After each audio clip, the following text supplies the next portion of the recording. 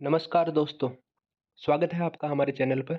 ये video second part है जो हमने स्टार्टिंग के 100 क्वेश्चंस किए थे लास्ट वीडियो में। आप चैनल पे जाके देख लीजिए।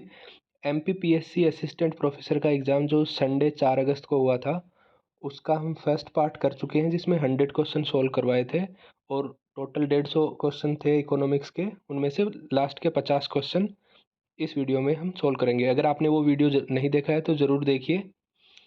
ये पीडीएफ अगर आपको चाहिए, ज़्यादा आप वीडियो में इंटरेस्टेड नहीं है, डायरेक्ट आप अपने मैच करना चाहते हैं, अगर आपने एमपीपीएससी दिया है एग्ज़ाम, तो आंसर टिक किया हुआ ये पीडीएफ आपको मिल जाएगा चौधरी इकोनॉमिक्स टेलीग्राम चैनल पे विदाउट स्पेस, जिसका लिंक भी मैं पिंड कमेंट में डाल दूंगा एंड डिस्क्रिप्शन पे में डाल दूंगा। और अगर किसी क्वेश्चन में आपको लग रहा है कि मैंने गलत आंसर बताया है या आपका आंसर अलग है या आपका मत अलग है, तो आप ज़रूर कमेंट करें। हम डिस्कशन करेंगे, कमेंट में मैं रिप्लाई ज़रूर दूंगा और भी हम सोर्सेज से देखेंगे।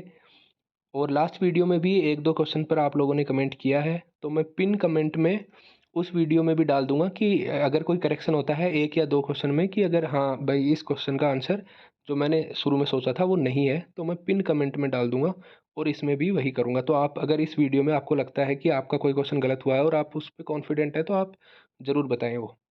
और आप उम्मीद कर सकते हैं 90 टू 95% एक्यूरेसी की।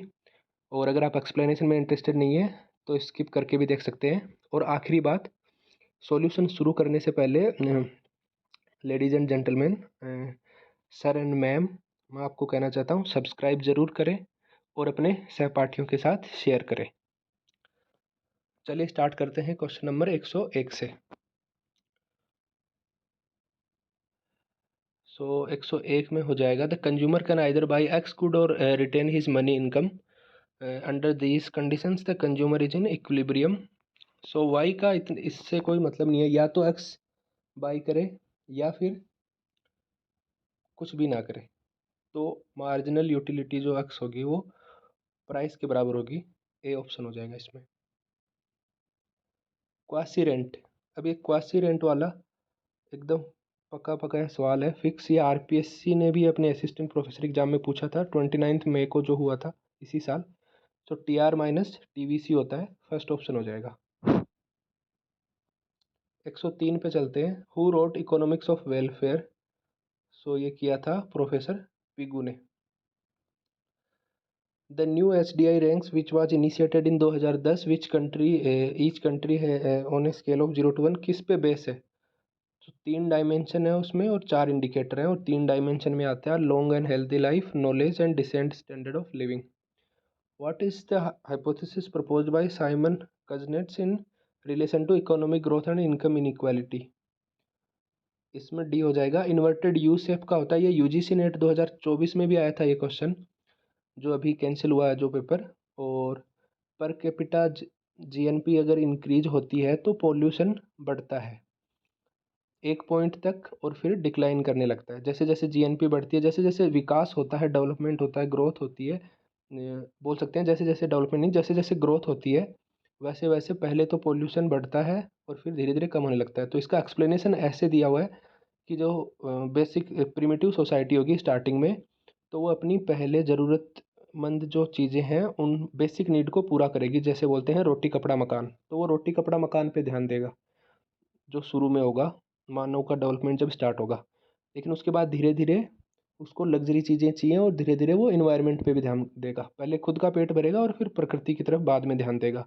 तो पहले पॉल्यूशन बढ़ेगा ग्रोथ के साथ और फिर कम होगा। तो ये इन्वर्स यू आकार का हो गया।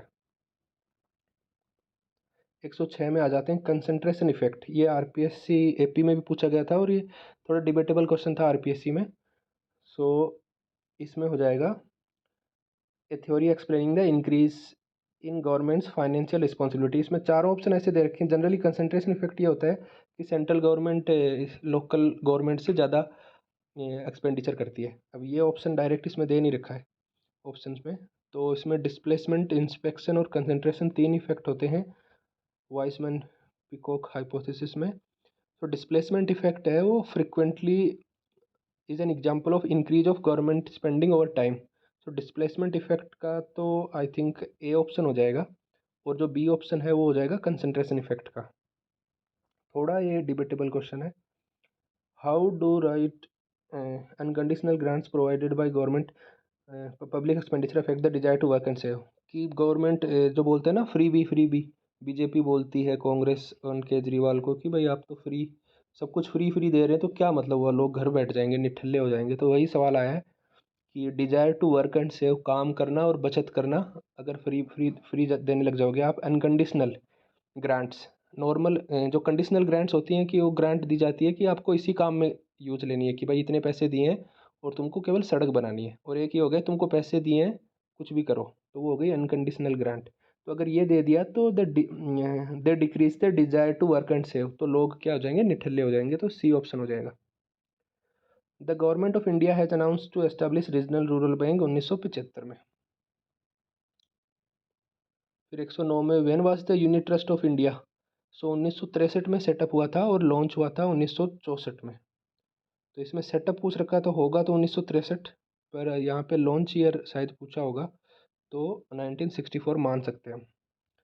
फिर अकॉर्डिंग टू 2011 सेंसस, तो इसमें आ जाएगा 975 पर thousand sex ratio of scheduled tribes in Madhya Pradesh. Madhya Pradesh के काफ़ी क्वेश्चन पूछे गए हैं इसमें। The founder of linear programming, अब इसमें अपना फादर ऑफ लीनियर प्रोग्रामिंग तो है दांतिस। अब दांतिस तो दिख नहीं रहा इसमें, तो इसका हो जाएगा फाउंडर जो सबसे पहले यूज़ किया था वो हो जाएगा एलवी कॉन्ट्रोविच, ए ऑप्शन। फिर input output analysis technique was invented. अब ये इनपुट आउटपुट दो बार पूछ लिया शायद, कब किया और किसने किया। सो 1951 आ जाएगा इसमें।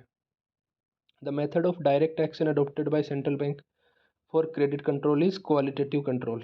सो ये क्या होता है, क्वालिटेटिव और क्वांटिटेटिव कंट्रोल क्या होता है। क्वालिटेटिव तो वो होता है जिसमें किसी स्पेसिफिक सेक्टर की ओर हम क्रेडिट की डायरेक्शन मोड़ देते हैं, कि अगर गवर्नमेंट चाहती है कि भाई कोई कमज़ोर सेक्टर है उसमें थोड़ा ज़्यादा इन्वेस्टमेंट हो। जैसे एग्जांपल जो जैसे स्टार्ट कर रखा है प्रायोरिटी सेक्टर लेंडिंग जो स्टार्ट कर रखा है गवर्नमेंट ने, तो वो तो हो गया क्वालिटेटिव मेथड। और क्वांटिटेटिव क्रेडिट कंट्रोल मेथड हो जाएंगे जो होते हैं generally bank rate, open market operation, reserve ratio जो लगाता है बैंकों पे, तो वो हो जाएगा क्वांटिटेटिव, डायरेक्ट क्वांटिटी पे। सो ये direct action adopted by central bank for credit control, इसमें ए ऑप्शन हो जाएगा 113 में। फिर आते हैं द बैंक, 114 में आते हैं the bank on which the Reserve Bank of India started its functioning. The date B option हो जाएगा। फिर the process of economic growth is determined by, economic growth तो इकोनॉमिक फैक्टर से होगी जहाँ तक लग रहा है। डेवलपमेंट करना है तब सोशल फैक्टर और नॉन इकोनॉमिक फैक्टर आएंगे। ग्रोथ तो डायरेक्ट नंबर्स में देखी जाएगी, तो economic factors. In case of disguised unemployment marginal productivity of labour is zero. So ये फेवरेट क्वेश्चन रहता है, एक तो टाइप ऑफ एम्प्लॉयमेंट अनएम्प्लॉयमेंट, और एक डिस्गाइज्ड जो एग्रीकल्चर में होता है। तो डिस्गाइज्ड तो अगर आपके पेपर, आपको इकोनॉमिक्स का पेपर दिया उसमें डिस्गाइज्ड नाम नहीं आया तो इसका मतलब आपने दिया ही नहीं। डिस्गाइज्ड ज़रूर पूछते हैं, जीरो हो जाएगा इसमें। कि अगर उसमें हटा भी दिए ना लोगों को, तो 10 लोग 2 बीघा खेत में काम कर रहे हैं, उसमें से 2 हटा भी दिए तो वो 8 लोग भी उतना काम कर देंगे। तो उन हटाए उनकी क्या होगी, मार्जिनल प्रोडक्टिविटी जीरो हो गई। Intermediate technology proposed by professor Schumacher will be labour intensive. तो ये बोलता है कि ज़्यादा मशीनों पे ध्यान मत दो, थोड़ा लेबर पे भी ध्यान दो। तो मेरे अकॉर्डिंग ये लेबर इंटेंसिव हो जाएगा, A option 118। Which among the following is correct according to the new classical analysis and the only bottleneck to growth. तो न्यू क्लासिकल हुआ, स्टार्ट हुआ जैसे सोलो को बोलते हैं, तो सोलो क्या बोलता है, एक्सोजेनस टेक्नोलॉजी सबसे पहले इंट्रोड्यूस करता है। तो ये टेक्नोलॉजी की कमी ही बताते हैं न्यू क्लासिकल ओनली, और मेजर बोटलनेक टू ग्रोथ। फिर चलते हैं, if the warranted rate of growth GW is less than the natural rate of growth GN and also less than actual rate, what is the likely outcome. So ये बोलते हैं, इसको boom बोलते हैं या इन्फ्लेशन बोलते हैं, सेकुलर इन्फ्लेशन आ जाएगा इसमें। तो ये सिंपल जो हेरोडोमर मॉडल है उसमें GW GN की जो कंडीशन रहती है, आई थिंक GW GN की जो डायरेक्ट कंडीशन रहती है उसी पे क्वेश्चन है। Which among the following is not correct according to the endogenous growth theory. ये थोड़ा अच्छा क्वेश्चन है। कि इंडोजेनस ग्रोथ थ्योरी है वो रोमर ने डेवलप की थी, एकदम सही है। इसको न्यू ग्रोथ थ्योरी भी बोलते हैं, बी ऑप्शन है। और इसको ओल्ड ग्रोथ थ्योरी भी बोलते हैं। अगर आपको कुछ नहीं आता और आपने केवल ऑप्शन पढ़े हैं तो और एक करेक्ट एक इनकरेक्ट ढूंढना है तो आप समझ जाओगे कि यार बी जो बोल रहा है उसका उल्टा डी बोल रहा है, तो या तो बी ऑप्शन होगा या डी होगा। तो अपने को पता है कि इंडोजेनस को न्यू ग्रोथ बोलते हैं और एक्सोजेनस पहले आई थी सोलो वाली, उसको ओल्ड ग्रोथ थ्योरी बोलते हैं। और इंडोजेनस जिसमें बोलते हैं कि टेक्नोलॉजी को अंदर ही समाहित कर लिया है और ह्यूमन कैपिटल में इन्वेस्टमेंट करने से टेक्नोलॉजी आ जाएगी, तो वो हो जाएगी न्यू ग्रोथ थ्योरी। तो सी ऑप्शन क्या है, इट। तो सी कैसे करेक्ट हो गया? It talks about complementary investment. Complementary investment किस में? Complementary investment in human capital. So ये जो सी ऑप्शन है वो इग्नू का नोट्स आप सर्च करोगे तो उसमें इजीली मिल जाएगा, complementary investment in human capital. Human capital में इन्वेस्ट करोगे तो फ़ायदा हो जाएगा ग्रोथ में। What percentage of M P's G S V A? So 121 का क्वेश्चन है। 100वें क्वेश्चन जो आप अगर पीछे देखोगे 100वें क्वेश्चन में भी सेम ही चीज़ पूछ रखी है, लेकिन उसमें ईयर डिफरेंट है। 2022-23 का पूछ रखा है और कांस्टेंट प्राइस पूछ रखा है, और यहाँ पे पूछ रखा है 2020-21 का और करंट प्राइस पे। सो ये हो जाएगा 46.98% टू बी एग्जैक्ट, तो 47% डी।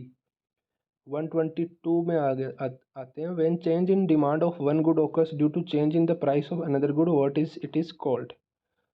सो ये अगर आपको नहीं आता है, अगर आपने देसी बॉयज मूवी देखी है और अगर आप इसको गलत करके आए हैं तो आपने ढंग से मूवी नहीं देखी है। तो उस मूवी में ये ऑप्शन ये पूछा जाता है, क्रॉस इलास्टिसिटी ऑफ डिमांड। तो देसी बॉयज मूवी का सीन है जिसमें चित्रांगदा सिंह जो प्रोफेसर होती है अक्षय कुमार की, और वो उसको डेट कर रही होती है, तो उसको बोलती है कि तूने सब पढ़ लिया क्या? तो ऐसा कुछ बोलता है, हाँ पढ़ लिया। तो वो बोलती है नहीं मैं तेरे से क्वेश्चन पूछूंगी। तो वो बोलता है कि यार इसमें क्या मजा है, तुम यहाँ भी मेरे को पढ़ा ही रही हो। तो वो बोलती है कि जैसे जैसे तू आंसर देगा वैसे वैसे मैं कपड़े उतारूंगी। तो फिर ये क्वेश्चन पूछती है उससे कि what is cross elasticity of demand? तो वो एग्जैक्टली यही बताता है, अक्षय कुमार बताता है।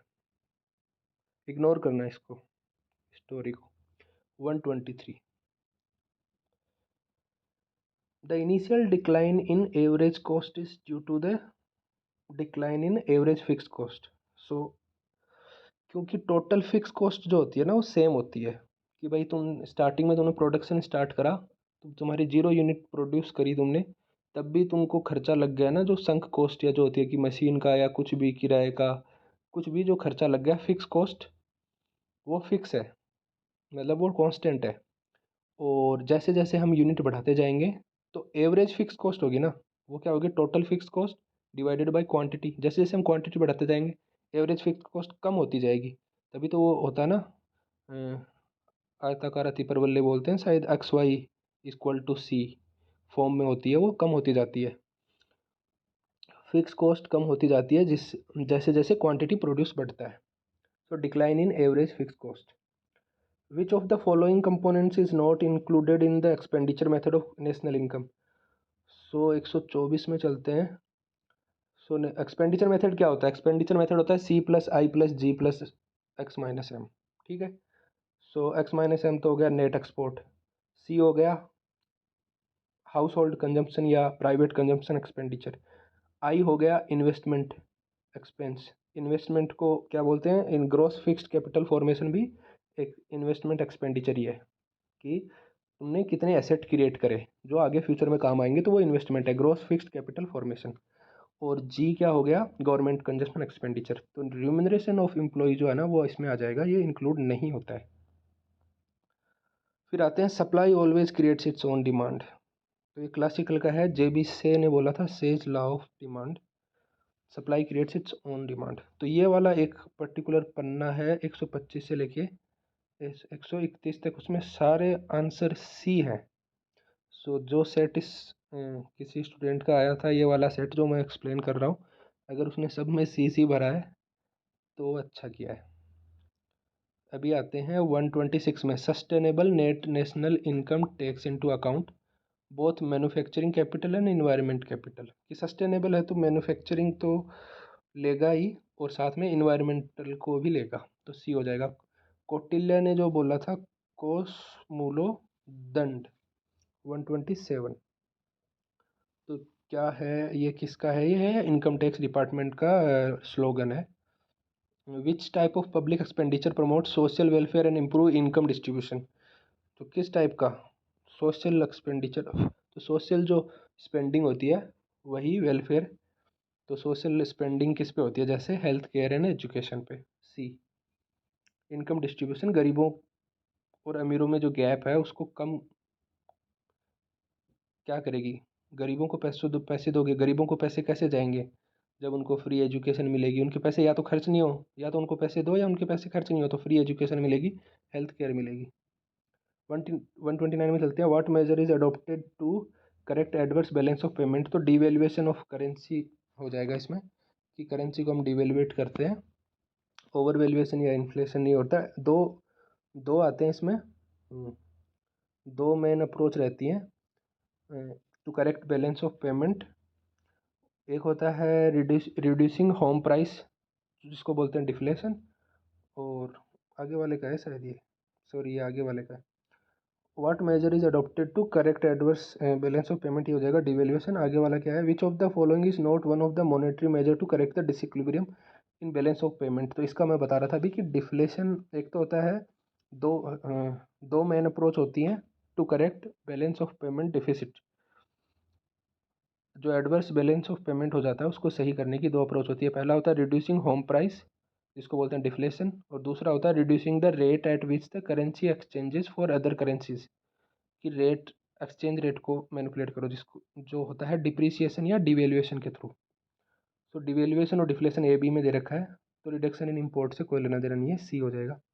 The yield per hectare of cotton in India, तो 445, तो इसमें कहीं कहीं पे 428 भी दे रखा है, और एक सोर्स में मेरे को 445 भी मिला, तो 445 हो जाएगा।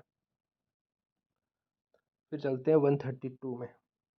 132 में the contribution of MSME sector 2020, तो 30.5% in GVA. Mother fund and daughter fund under self reliant India related, ये एमएसएमई में इन्वेस्टमेंट से रिलेटेड है, बी ऑप्शन हो जाएगा।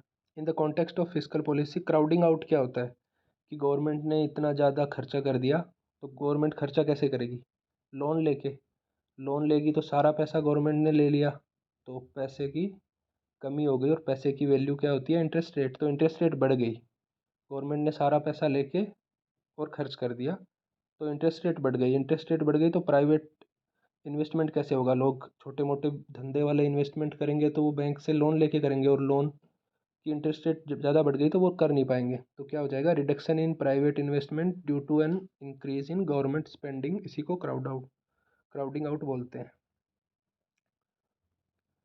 What is one of the major reforms introduced in union budget to enhance fixed transparency.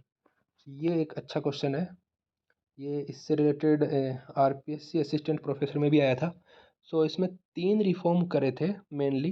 पहला था कि budget cycle जो है, यूनियन बजट प्रेजेंटेशन जो होता है उसको आगे करना, आगे खिसकाना। पहले 28 फरवरी को आता था बजट, और उन्होंने अरुण जेटली जी ने क्या किया, 1 फरवरी को कर दिया। तो उसका रीज़न ये दिया कि ज़्यादा टाइम मिलेगा अपने को, इम्प्लीमेंट करना स्टार्ट करते हैं 1 मार्च से, और बजट बजट भाषण हो जाता है 28 फरवरी को। तो पहले क्या मिलता था, 1 अप्रैल से स्टार्ट करते हैं, तो पहले पूरा मार्च महीना मिलता था 31 दिन, कि भाई 31 दिन में पूरा डिस्कशन हो जाए पार्लियामेंट में, और फीडबैक है वो इनकॉर्पोरेट कर लें और लोगों को बता दें, मिनिस्ट्री को, जितने ब्यूरोक्रेट्स हैं उनको बता दें भाई ऐसे ऐसे इम्प्लीमेंट करना है इसको। तो एक महीना मिलता था, तो उन्होंने किया 28 फरवरी से हम 1 फरवरी कर देते हैं, तो 2 महीने मिल जाएंगे, तो 1 फरवरी को एडवांस किया। तो एक तो ये रिफॉर्म हो गया। दूसरा रिफॉर्म क्या हो गया, merger of plan and non plan expenditure in the budget, तो ये हो जाएगा discontinuation of plan and non plan classification.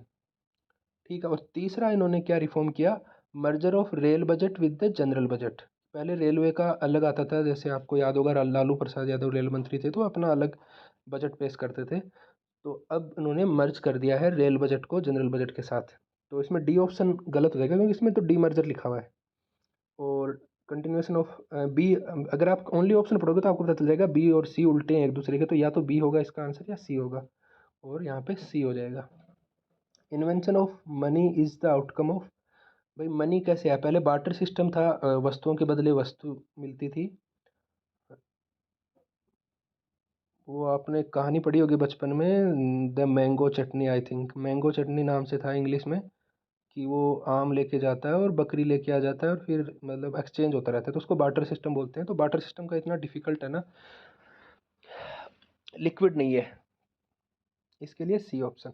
The relationship between which two elements is mentioned in the psychological law of consumption. तो psychological law of consumption अपने Keynes भाई साहब ने दिया था। उन्होंने बोला था कि बढ़ती हुई आय का घटता हुआ भाग कंज्यूम करते हैं लोग, कि किसी का पहले सैलरी 20,000 है और वो 10,000 रुपये खर्चा कर रहा है खाने पे, तो अगर उसकी सैलरी 30,000 हो जाएगी तो वो 15,000 रुपये खर्चा नहीं करेगा, मतलब वो 50% खर्चा नहीं करेगा, वो थोड़ा सा कम करेगा, वो 13,000 14,000 ऐसे खाने पे खर्चा करेगा।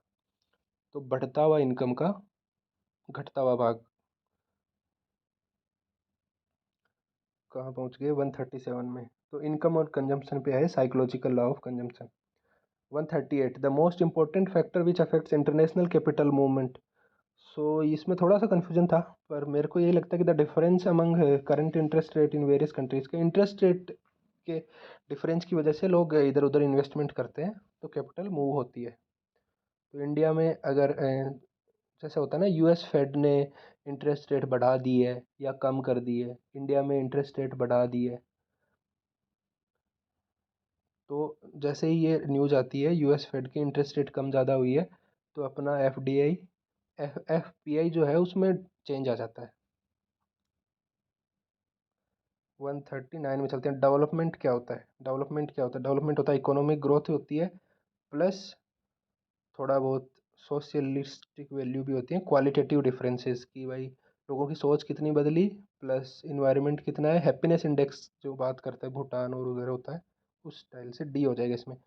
पिगू का वर्जन ऑफ कैम्ब्रिज, तो ये सीजी सेट का जो मैंने last video, last to last आप वीडियो देखेंगे, वो सीजी सेट का सॉल्यूशन कर रखा है, जो अभी पिछले शायद संडे को हुआ था, पिछले से पिछले 27 जुलाई के आसपास। सीजी सेट का जो लास्ट वीडियो है उसमें क्वेश्चन नंबर 17 है ये। तो सीजी सेट से आई थिंक 3 क्वेश्चन डायरेक्ट आ गए हैं। तो यही है कि एक टॉपिक पे फिक्स क्वेश्चन होंगे और एग्जामिनर को इजी क्वेश्चन भी देने पड़ेंगे, मीडियम साइज के भी देने पड़ेंगे और टफ भी देने पड़ेंगे।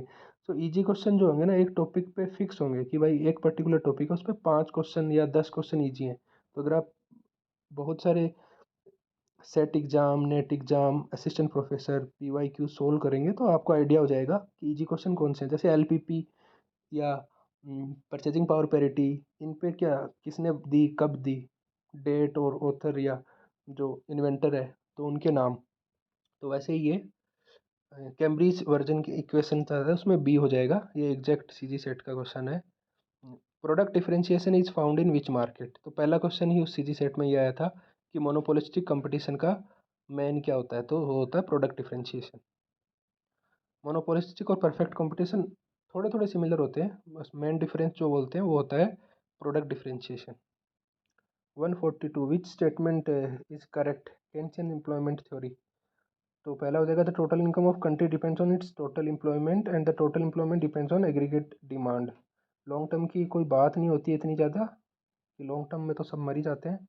और the use of money is taken as medium of exchange, तो मीडियम ऑफ एक्सचेंज ओनली नहीं होता है, केन्स तो सारी बातें करता है, स्पेकुलेटिव और ट्रांजेक्टिव मोटिव की बात करता है, तो इसमें मेरे अकॉर्डिंग ए हो जाएगा। What is the probability of an observation drawn at random from the normal distribution with mean 5 and standard deviation 3 will be between 2.75 and 4.34? ये क्या क्वेश्चन है? मुझे नहीं पता इस पेपर के साथ आपको जेड की टेबल मिली है क्या, जेड डिस्ट्रीब्यूशन की टेबल मिली है? अगर नहीं मिली है तो आप अच्छा सा सुंदर सा तुक्का मार के आगे बढ़ो। इसका सॉल्यूशन लास्ट पेज पे मैंने कर रखा है, एंड में वो बताएंगे। अच्छा क्वेश्चन है, लेकिन आपके पास जेड की वैल्यू या तो आपको याद होनी चाहिए, इतनी तो याद हो नहीं सकती, टेबल मिलेगी तो उससे कर सकते हैं इसको, डी ऑप्शन होगा इसमें। The full employment level argument in classical theory is based on the assumption that direct and proportional relation between money wages and real wages. So 144 में क्या है कि फुल एम्प्लॉयमेंट थ्योरी में क्या बोलते हैं कि थोड़ा बहुत फ्लेक्सिबल होंगे वेजेस, कि एम्प्लॉयमेंट अगर कम हुआ, लोग अगर बेरोजगार हुए तो क्या करेंगे, मनी वेज को कम कर देंगे, लोगों की मजदूरी कम कर देंगे। तो इससे क्या होगा, वस्तुओं की जो लागत है, कॉस्ट है, वो कम हो जाएगी, वस्तुएं सस्ती होंगी तो उनकी डिमांड बढ़ेगी और डिमांड बढ़ेगी, सेल्स बढ़ेगी, तो प्रोडक्शन बढ़ाना पड़ेगा, उसके लिए एम्प्लॉयमेंट बढ़ जाएगा, तो ऐसे एम्प्लॉयमेंट फुल एम्प्लॉयमेंट पे पहुंच जाएगा। सी ऑप्शन है इसमें। फिर आते हैं 145 में। परमानेंट इनकम हाइपोथेसिस में क्या होता है कि परमानेंट जो इनकम होती है उसका एक पार्ट है वो कंज्यूम करता है, परमानेंट कंजम्पशन है वो परमानेंट इनकम का एक पार्ट होता है। तो क्या होगा, consumption equal to K into Y, D हो जाएगा। When was the Bretton Woods agreement signed, तो ये है जुलाई 1944। प्रॉपर्टीज ऑफ नॉर्मल डिस्ट्रीब्यूशन, अब ये इंटरेस्टिंग क्वेश्चन आया फिर से, अच्छा क्वेश्चन है। जैसे इसमें देखेंगे normal curve is a discrete variable distribution, तो डिस्क्रीट तो नहीं है। आप अगर ग्राफ बनाओगे तो बीच में छुट छुट के बन रहा है, क्या मतलब डिस्क्रीट होता तो क्या होता एक्स इक्वल टू 1 पे एक वैल्यू है, फिर एक्स इक्वल टू 2 पे है, फिर एक्स इक्वल टू 3 पे है, बीच में कुछ नहीं है, मतलब डॉट डॉट डॉट, इस उसको बोलते हैं डिस्क्रीट। और अपन कैसे बनाते हैं, पूरा बेल शेप घंटी के आकार का कर्व होता है, बिना एक्स एक्सिस जो होता है उसकी हर एक वैल्यू पे अपने पास डिस्ट्रीब्यूशन की वैल्यू होती है, तो वो हो गया कंटिन्यूअस डिस्ट्रीब्यूशन। तो पहला ऑप्शन करेक्ट इनकरेक्ट हो गया। Mean deviation is 4/5 of the standard deviation. अगर आपने ये पेपर देखा है, ढंग से किया है, तो जो 72 क्वेश्चन था, 72nd क्वेश्चन था, उसमें सेकंड ऑप्शन है ये सेम है, इसका सेकंड स्टेटमेंट और 72 का सेकंड स्टेटमेंट सेम है। तो अगर आपको 72 में डाउट लग रहा था कि कौन सा करेक्ट है नहीं करेक्ट है, तो यहाँ पे पता चल गया कि सेकंड करेक्ट है, वरना तो कोई ऑप्शन होगा ही नहीं। 1 और 2 को अगर मैं इनकरेक्ट कर दूंगा तो फिर 3 और 4 बचे, और 4 वैसे गलत, 3 वैसे गलत हो गया। नॉर्मल कर्व इज यूनिमॉडल, 3 सही हो गया। नॉर्मल कर्व इज यूनिमॉडल, यूनिमॉडल का मतलब एक ही उसका शिखर है, और range of normal curve is finite in both direction, तो आपको पता है माइनस इनफाइनाइट से प्लस इनफाइनाइट तक जाता है। तो फोर्थ गलत हो गया, फर्स्ट गलत हो गया, तो फिर क्या बचा, सेकंड और थर्ड ही बचा ना। तो सेकंड जो है 72 क्वेश्चन में सेम है ये ऑप्शन, सेम है ये स्टेटमेंट, तो वहाँ भी वो करेक्ट होगा और यहाँ भी ये करेक्ट होगा, तो सेकंड एंड थर्ड हो जाएगा इसमें 147 में। The formula of average proportional to consume, तो ये ज़्यादा ही आसान आ गया। एपीसी क्या होता है, total consumption by total income, C by Y.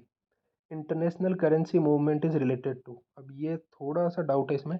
तो इंटरनेशनल करेंसी मूवमेंट का मतलब होता है कि वैल्यू ऑफ करेंसी चेंज होता है, इंटरनेशनल करेंसी मूवमेंट से वैल्यू ऑफ करेंसी चेंज हो रहा है, तो वो किससे रिलेटेड है, वो इन्फ्लेशन पे भी डिपेंड करता है। तो मेरे को ये लगता है मनी कैपिटल है। रियल कैपिटल तो तब होता है जब इन्फ्लेशन पे डिपेंड नहीं करता। एक कंट्री में इन्फ्लेशन ज़्यादा है, जैसे अभी अर्जेंटीना हुआ, पाकिस्तान हुआ, इन्फ्लेशन बहुत ज़्यादा चल रहा है उधर, तो उनकी करेंसी कमज़ोर हो जाएगी। फिर आते हैं 150 नंबर, लास्ट क्वेश्चन है। तो ये बेसिक क्वेश्चन है कि कोरिलेशन और रिग्रेशन कोफिशिएंट में, डी ऑप्शन हो जाएगा। फिर आते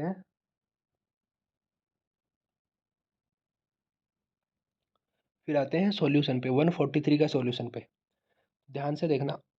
अपने पास दे रखा है नॉर्मल डिस्ट्रीब्यूशन का म्यू दे रखा है 5, स्टैंडर्ड डेविएशन सिग्मा दे रखा है 3। अपने को फाइंड आउट क्या करना है, प्रोबेबिलिटी फाइंड आउट करनी है। जब एक्स की वैल्यू 2.75 से 4.34 के बीच में हो, तो उस ग्राफ के अंदर जो बेल कर्व है उसमें कितना एरिया आएगा, कितना एरिया आएगा डिवाइडेड बाई टोटल एरिया, तो वो हो जाएगी प्रोबेबिलिटी। तो इसके लिए हम जेड निकालेंगे, जेड क्या होता है, x x minus mu by sigma. तो एक्स की वैल्यू पहले 2.75 रखेंगे, जो अपने पास जो लिमिट दे रखी है 2.75 से 4.34, 4.34 रखेंगे, तो जेड की वैल्यू आ जाएगी -0.75 और -0.25। अब इसको एक थोड़ा सा डायग्रामेटिकली देख लेते हैं। पहला डायग्राम देखो, नॉर्मल बेल कर्व है, और आपको पता होगा कि नॉर्मल स्टैंडर्ड डिस्ट्रीब्यूशन जो है उसका मीन 0 होता है, वेरिएंस 1 होता है, और वो एकदम सिमेट्रिक होता है। सिमेट्रिक का मतलब जो मीन है ना 0, उसके लेफ्ट और राइट में दोनों एरिया एकदम सेम होगा। तो अपने को एरिया पता करना है -0.75 से लेके एक्स की वैल्यू -0.25 तक, जो मैंने सेट कर रखा है, थोड़ा बहुत कोशिश कर रखी है, वो एरिया पता करना है। तो वो एरिया एग्जैक्ट राइट साइड में भी होगा, और वो होगा +0.25 से +0.75 तक, क्योंकि जेड की वैल्यू टेबल में अपने को पॉजिटिव दी रखी होती है, तो हम उसका नेगेटिव वाले को पॉजिटिव करके देखते हैं। और ये निकालेंगे कैसे, केवल 0.25 से 0.75 तक का एरिया कैसे निकालेंगे, टोटल एरिया माइनस इनफाइनाइट से 0.75 तक, और फिर उसमें से घटा देंगे एरिया माइनस इनफाइनाइट से 0.25 तक का। सो x लेस देन 0.75 में से x less than 0.25, sorry z less than x less than 0.75 में से घटाएंगे x लेस देन 0.25, तो ये एरिया आ जाएगा।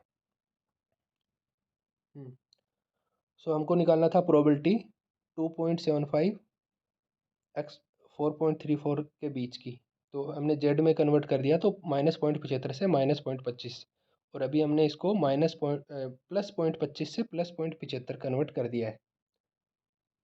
कुछ समझ में आ गया? ये सेकंड वाली जो है कैसे आई, P जो है 0 -इनफाइनाइट से 0.75 तक, Z less than 0.75 minus probability of Z less than 0.25। ये लाइन कैसे आई, जो मैंने ऊपर एक्सप्लेन किया चार्ट से, कि वो वाला बीच का एरिया निकालना है, तो पूरा 0.75 तक में से 0.25 तक हटा देंगे, तो 0.25 से 0.75 तक आ जाएगा, और ये जो वैल्यू है वो मैंने जेड की टेबल से देख के लिखी है, तो 0.1747 आ जाएगा। सारे क्वेश्चन हो गए हैं, 150 क्वेश्चन हो गए हैं। 3 क्वेश्चन जो थे मेरे को नहीं आए थे, जो पहले वाले पार्ट में थे। 2 एमपी के क्वेश्चन थे जो मैंने बहुत सर्च करे, नहीं मिले। अगर आपको मिलते हैं तो उस सॉल्यूशन उस वीडियो के नीचे जाके कमेंट करें। और एक क्वेश्चन और था जो कि कहीं नहीं मिला था। बाकी क्वेश्चन 147 क्वेश्चन के मैंने आंसर देने की कोशिश करी है। हो सकता है 6-7 आंसर मेरे गलत हों या अलग हों आपकी सोच से, तो उसको ज़रूर कमेंट करके बताएं और सब्सक्राइब करें। और भी मैं डालता रहूँगा, जो भी सेट के हैं पुराने पेपर भी डालता रहूँगा, और एक मंडल फ्लेमिंग या टॉपिक वाइज भी डालने की कोशिश करूँगा PYQ का, पहले थोड़ा सा थ्योरी और फिर PYQ। सब्सक्राइब करें और अपने सहपाठियों के साथ शेयर करें। Thank you, bye bye.